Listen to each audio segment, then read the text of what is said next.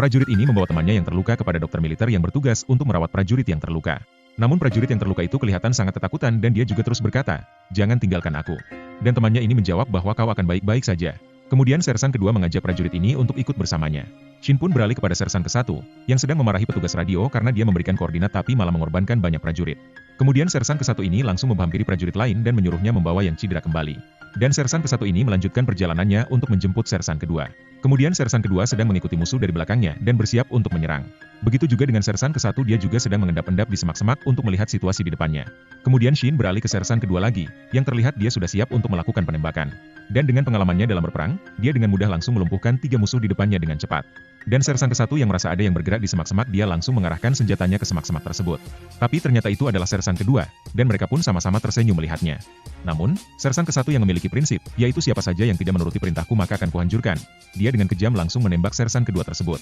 Kemudian ada prajurit yang menyusul sersan ke-1 ini dan mereka bertemu di tengah jalan. Namun sersan ke-1 ini berkata bahwa sersan kedua sudah meninggal dan di depan ada banyak musuh, dan dia menyuruh prajurit itu untuk meninggalkan tempat terkutuk ini. Dan prajurit ini yang tidak percaya atas perkataan sersannya tersebut, dia hanya bisa menuruti perintahnya. Kemudian helikopter datang untuk menjemput mereka yang terluka dan juga yang masih sehat walafiat. Prajurit yang masih selamat berbondong-bondong menaikkan rekannya yang terluka ke dalam helikopter, dan mereka juga harus segera naik karena pasukan musuh sudah mendekat. Namun, ketika mereka sudah naik dan helikopter sudah terbang, mereka juga sambil menembak musuh-musuh yang mengejarnya. Dan prajurit yang tadi dibohongi oleh sersan ke-1 itu melihat bahwa sersan kedua tertinggal di bawah dan ternyata masih hidup. Dia dikejar musuh yang begitu banyaknya, dia dengan susah payah berusaha untuk bangun. Namun karena sudah terlalu banyak peluru yang dia terima, dia pun tumbang di tempat itu dengan sangat mengenaskan. Shin pun beralih ke tempat para militer itu tinggal, dan prajurit yang melihat sersan kedua tadi berkata kepada temannya bahwa sersan ke-1 lah yang menewaskan sersan kedua. Namun temannya menjawab, "Dari mana kau tahu kalau dia yang menewaskannya? Kau tidak ada bukti." Kemudian prajurit ini berkata bahwa sersan kedua tidak akan gugur semudah itu, karena buktinya tadi dia bisa sampai di titik kita kumpul. Kemudian satu temannya lagi bilang biar pengadilan militer saja yang menanganinya. Namun, prajurit ini yang sudah sangat emosi bilang bahwa orang-orang itu tidak akan percaya karena mereka sudah bersekutu dengannya.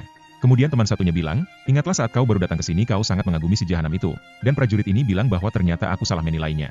Dan saat mereka rame-rame membicarakan sersan ke-1 itu, sersan ke-1 itu ternyata sedang duduk di depan pintu. Kemudian dia masuk dan dia membela dirinya dengan berkata bahwa sesuatu terjadi begitu saja, dan dia juga berkata bahwa dia tidak berseteru dengan orang yang menuruti perintah. Namun orang yang tidak menuruti perintah akan menghancurkan strategi. Dan dia bilang bahwa dia tidak mau kalian kenapa-napa.